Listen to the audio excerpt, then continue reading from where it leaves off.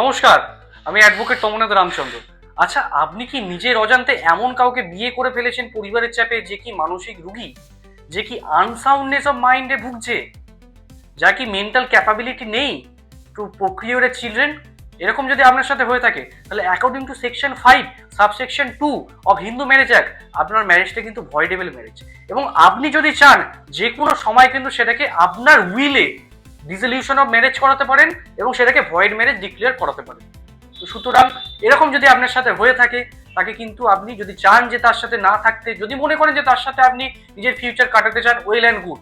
কিন্তু যদি চান যে আপনার সাথে প্রতারণা হয়েছে, বিয়ের আগে আপনাকে এই ধরনের সমস্যা তার জানানো হয়নি এবং এই ম্যারেজ থেকে আপনি বেরিয়ে আসতে চান, অবশ্যই কিন্তু আপনি ম্যারেজ স্যুট ফাইল করুন according to section 5 of subsection 2 of Hindu marriage act, এবং আপনার বিয়েটাকে যে কোনো সময় করাতে পারেন কিন্তু ভয়েড ডিক্লেয়ার। আরো জানতে ফলো করুন আমাদের নেক্সট ভিডিও।